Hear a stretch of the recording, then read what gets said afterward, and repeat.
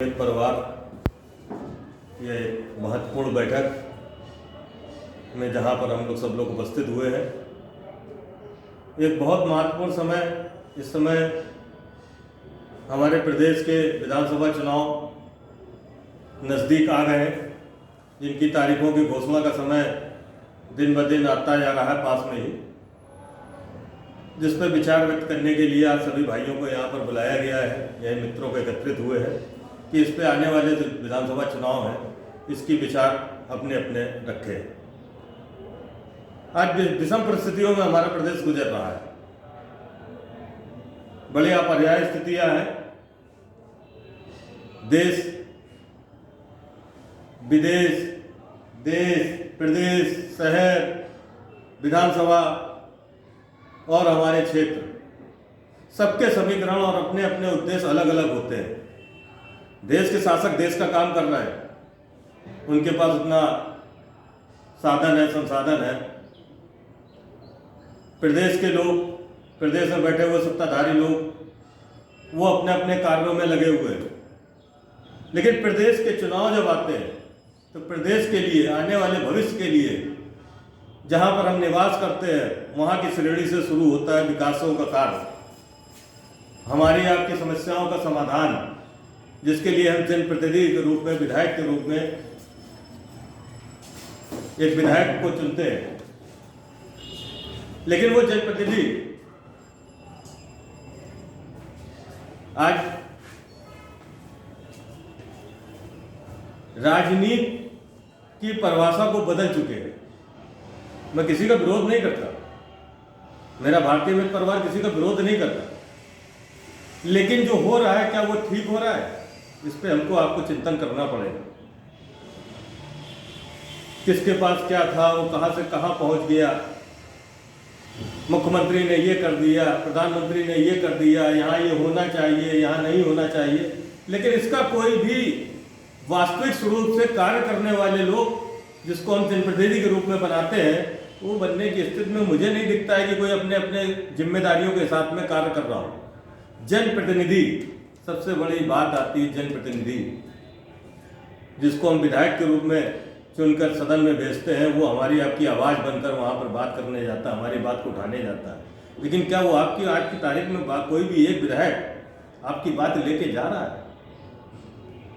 जन का मतलब जन, सबसे पहले हम वोटर जो वोट दे रहा है, लेकिन क्या उसकी एक भी बात सदन में जाती है या सदन पे उस पर चर्चा होती है? शायद मुझे लगता है कहीं चर्चा नहीं हो रही है। चर्चा किस बात पर हो रही है? बोले ये विधेयक आ गया, ये बिल आ गया, इसको पास करा दीजिए, इसको करा दीजिए, लेकिन जो मूलभूत समस्याएं हैं वो खो चुकी है। सबसे बड़ी बात, आज के सत्तारूढ़ समय की विडंबना कह लीजिए या किसको दोषी कहें, विपक्ष के रूप में जो अपनी बात कहने का एक मजबूत स्तंभ होता है, वो खत्म होता जा रहा है। कारण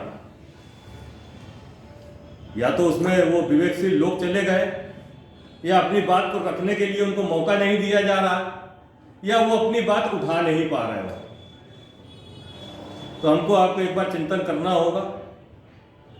इस समाज के बीच में, जन जन के बीच में, हमको वैसा जनप्रतिनिधि चाहिए जो कहीं ना कहीं हमारी समस्याओं का समाधान नहीं हो पा रहा है। देखिए कितनी बड़ी विडंबना है, आप भी देखते हैं, हम भी देखते हैं। चुनाव नज़दीक आ रहे हैं, जो आज अपने आप को माननीय के रूप में जाने जा रहे हैं, कल हमारे घर के बड़े बुजुर्गों, भाइयों, बहनों, माताओं के बीच में पैर छूते हुए दिखाई देंगे। और एक दिन 24 घंटा बदलता है, जिस दिन रिजल्ट आता है, मालाओं का अंबार होता है, दूसरे दिन आप ही आपके पैर झुके जाता है, आपके पिता के पैर झुके जाता है, आपकी माँ के पैर के झुके जाता है, आपके बुजुर्ग के पैर झुके जाता है, वही उनसे पैर छिलवाने के लिए तैयार खड़ा होता है। ये जनप्रतिनिधि किस रूप में है? इस आचरण को बदलना होगा।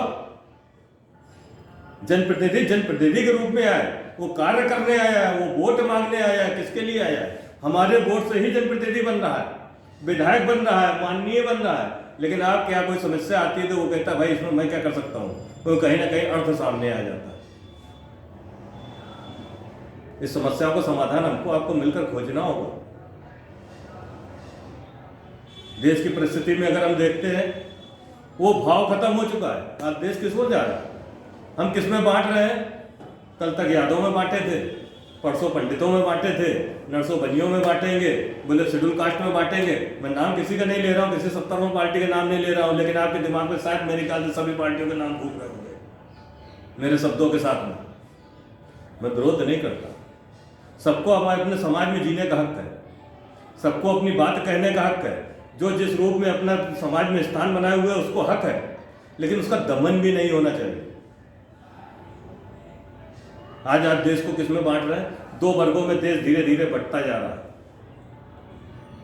इस देश का स्वरूप बना था, ठीक है, मानते हैं हमारे यहाँ विभाजन हुआ था, हमें स्वीकार करना पड़ेगा गुलामी के बाद हमारे देश में विभाजन हुआ, लेकिन परिभाषाओं को राजनेताओं ने बदलना शुरू कर दिया। आज वो कहते हैं मेरा हिंदुस्तान, वो कहते हैं मेरा हिंदुस्तान, बोले मेरा भारत, बोले मेरे बाप का भारत। ये क्या शैली बना रखी है?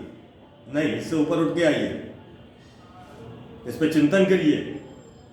हमारा देश जा किस ओर रहा है, हमारा प्रदेश किस ओर जा रहा है? बोले गुजरात चले जाइए तो ये है, मध्य प्रदेश चले जाइए तो ये है, राजस्थान चले जाइए तो ये है, उत्तर प्रदेश चले जाइए तो राम मंदिर बाबरी मस्जिद है। क्या क्या देना चाहते हैं, क्या बताना चाहते हैं? ठीक है, आप संस्कृति का सम्मान कीजिए, संस्कृति होना चाहिए, हम भी कहते हैं होना चाहिए, बिल्कुल होइए, लेकिन ये चुनाव के टाइम पर ही आप वर्गों का विभाजन मत करिए।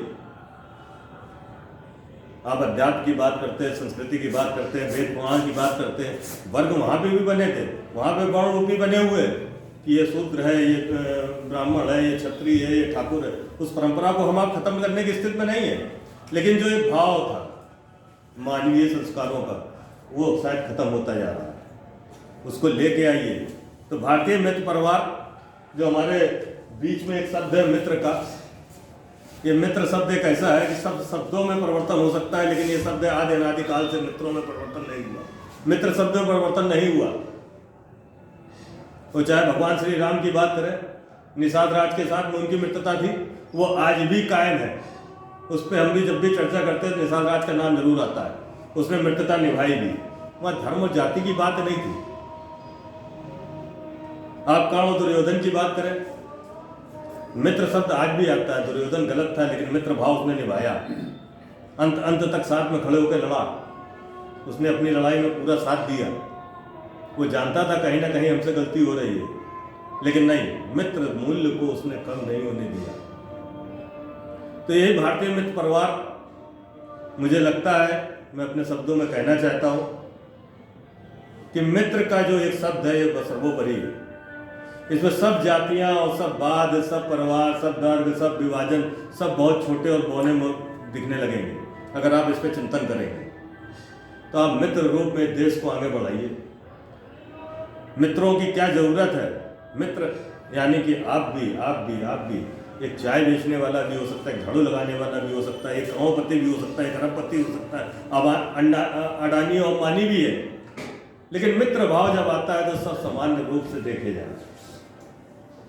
आप आइए ना, हम सब मिलकर पीड़ा उठाते हैं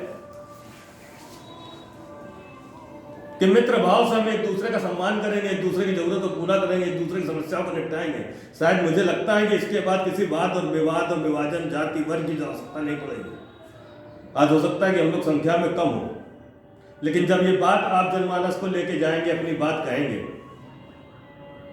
तो इसका जो प्रभाव आपको मिलेगा कि शायद सबके अंतरात्मा यही कहती कि मेरे पास एक अजीज मित्र हो। तो हम तो पूरे परिवार में समाने की बात कर रहे हैं। इस पर चिंतन किया करें, हम सब मिलकर आगे बढ़ें। वो जरूरी नहीं है कि हम संख्या में 500 बैठे हों तब इस बात को कहें, 5 लोग हों तब भी ये बात कही जा सकती है। सबसे पहले हम अपने परिवार से शुरू करेंगे। क्या हम अपने परिवार को मित्र बना रहे हैं? तरह तरह की भ्रांतियां परिवारों में फैली हुई है। भाई भाई से नहीं बात करना, उसको मित्र रूप में बात तो करिए, एक बार शुरुआत तो करिए। आप नहीं कर पा रहे हैं मित्र परिवार के 4 लोगों को मित्र का भाव को समझाइए, वो तैयार होंगे, वो आपके साथ उठेंगे। आप सड़क पर आइए, आप चाय पीने जाते हैं, आप सब्जी लेने जाते हैं, आप किराना लेने जाते हैं, वहां चर्चा करिए मित्र है क्या। देखिए कैसे नहीं आपके भाव को समझते। और जब आप इस बात को कहने का सामर्थ्य जुटा लेंगे जिस दिन, उस दिन जहां पर आप ये बात कह रहे होंगे उसके अंदर का दर्द छलक उठेगा। मैं विश्वास के साथ और गारंटी के साथ कह सकता हूं कि हर सीने में ये दफन है, लेकिन वो जुबान पे नहीं आ पा रहा। उसको निकालिए, उसके अंतरात्मा तक जाइए, शायद हम लोग बहुत सही समय पर इस चर्चा को कर रहे हैं। आने वाले भविष्य पर चिंतन कीजिए। कितने रिश्ते गायब होते जा रहे हैं, परिवार छोटे होते जा रहे हैं, बच्चे पढ़ने लिखने जाते रहे। आज रहे कानपुर में रहे, बच्चा बेंगलोर में कार्य कर रहा है, बोले विदेश में काम कर रहा है, बोले हैदराबाद में, वो पूना में। बच्चे तो आपके पास एक या दो हैं, अब वो ज़माने चले गए। अगर दूसरे रूप में कहें तो आज़ादी के समय में सरदार भगत सिंह, चंद्रशेखर जैसे हमारे योद्धाओं की ज़रूरत थी, लेकिन शायद आज जो है वो मित्रों की ज़रूरत है। वो समय गुलामी का था तो उनकी आवश्यकता थी, वो उसके शिरोमणि रहे हो। आज उन लोगों के प्रयास, उनके बलिदान को हम सैल्यूट करते हैं। लेकिन आज भी अगर आपको आने वाले भविष्य पर चिंतन करना होगा, वो जिम्मेदारी हमारी आपकी है, जिस पे हम शायद सोच नहीं पा रहे हैं। वहाँ आप किसी अपने परिवार के, पड़ोस के भाई को, अपने पिता को आप एक उम्र के बाद में देखिए कि उनकी स्थिति क्या है। क्या हम उनका उस तरीके से सेवा दे पा रहे हैं? शायद नहीं दे पा रहे। क्यों कहीं ना कहीं जो व्यापार करने वाला है वो सरकारों की नीतियों से पीड़ित है, जो नौकरी करने वाला है वो मानसिक रूप से प्रताड़ित है। पढ़े लिखे बच्चे हैं तो उनकी मजबूरी है, अगर वो अपना नहीं जाते तो करेंगे क्या? वो दोषी नहीं है, दोष हमारे अंदर, आपके अंदर है। उस दोष को निकालिए जो हमारे अंदर एक अहम का भाव घुस गया है कि मैं को छोड़िए, मित्र भाव में मैं नहीं होता। जुड़िए, लोगों को गले लगाइए, मित्र बनाइए। शायद हो सकता है कि 100 आवश्यकताओं की पूर्ति आपकी बिना कहे होने लगेगी। इस विश्वास के साथ में मैं आज फिर अपने राष्ट्रीय अध्यक्ष जी के लिए 2 शब्द और कहना चाहूँगा कि हमारे बड़े भाई श्याम दीक्षित जी, जिन्होंने 1992 से, इसके पहले से साथ है, लेकिन 1992 में जब उन्होंने कानपुर विश्वविद्यालय के महामंत्री पद पर जीत कर आए तो एक मित्र भाव के साथ न जाने कितने लोग, कितने स्टूडेंट, जूनियर, सीनियर, भाई बंधु बराबर के जुड़ते चले गए। इन्होंने वहां से एक माला को बनाना शुरू किया और वो माला एक लंबे समय तक, आज 30 वर्षों तक हमारे आपके रूप में उसी माले में प्रयोग हुए। आज हम आप बंधे हुए हैं, इससे बड़ी नजीर मैं नहीं दे सकता मित्र भाव की, कि सबको जोड़ना। शायद हो सकता है कि आपने अपने साथ में बगल में बैठने वाले भाई के साथ में मुलाकात नहीं होती होगी, धीरे धीरे नाम भी धूमिल हो रहे होंगे, धीरे धीरे चेहरे भी धूमिल हो रहे होंगे, लेकिन श्याम भाई ने उन धूमिल चेहरों के ऊपर से धूल हटाकर एक बार फिर चमकते हुए चेहरे आज उम्र के उस पड़ाव पर आने के बाद में इकट्ठा कर दिया, जहाँ पे आपको आत्मविश्वास, इच्छा शक्ति, आत्मशक्ति तीनों मिलती है। कोई हो ना हो, जिस सगे संबंधियों के नाम आते हैं वो खड़े हो ना खड़े हो, लेकिन हमारे मित्र जरूर खड़े हो जाएंगे। ये भाव कहीं ना कहीं हमारे आपके अंदर इन्होंने पैदा किया हुआ है। तो मैं इनसे आग्रह भी करूंगा, निवेदन करूंगा, और अक्सर मेरी जब भी बात होती है श्याम जी से तो मैं कहता हूं कि कौन आगे बढ़ेगा, किसी को तो पहल करनी होगी। जिसके अंदर गुण होंगे, जिस रूप में, वो उसी रूप को कर सकता है। आपने उस समय 1992 में कानपुर विश्वविद्यालय से महामंत्री का पद संभाला था। मैं कहता हूं कि आज जनप्रतिनिधि के रूप में अकेला चल, छोड़िए पार्टी, आपका मित्र परिवार बहुत मजबूत है, मित्रों का साथ है। यहाँ खरीदा हुआ, आपके साथ में चलने हुआ व्यक्ति नहीं है, आपके साथ दिल से जुड़ा हुआ व्यक्ति है। प्रयास करिए, हारेंगे जीतेंगे इस बात की बात है, लेकिन अपनी बात कहने के लिए, समझाने के लिए, आपको समाज के बीच में जाने के लिए सबसे पहला व्यक्ति मैं होऊंगा कि आपके साथ में बराबर से चलूंगा। मैं किसको बिलोंग करता हूं, किसको नहीं बिलोंग करता हूं, मुझे इससे कोई लेना देना नहीं। मेरे साथ में चलने वाले मेरे मित्र किसको बिलोंग करते हैं, इससे कोई लेना देना नहीं। आप एक बार पहल तो कीजिए। ठीक है, हमारे पास पैसा नहीं होगा, सहयोग तो होगा। मेरे पास 10 लाख देने वाला नहीं होगा, 100 रुपए देने वाला तो होगा। हम 100 रुपए में चुनाव लड़ें। तो मैं चाहता हूं कि जनप्रतिनिधि के रूप में भाई श्याम दीक्षित जी से बार बार आग्रह करता हूं कि इन्होंने 2 बार प्रयास भी किया और इस बार थोड़ा सा सोच विचार में डूबे हैं, लेकिन मैं कहता हूं कि एक दफे जो लड़ेगा नहीं वो जीतेगा कैसे। लड़ाई तो हमें लड़नी है। तो उस समय हमारे पास विषय नहीं था, आज हमारे पास विषय है। इसी के साथ मैं अपनी बात को विराम करता हूँ। आप लोगों को निवेदन करता हूँ कि इस पर चिंतन कीजिए कि हम क्या और इसमें अच्छे विचारों के साथ में क्या कर सकते हैं, उस पर विचार दीजिए। आने वाले अगले समय में बैठक होगी। जय हिंद, जय भारत, भारतीय मित्र परिवार।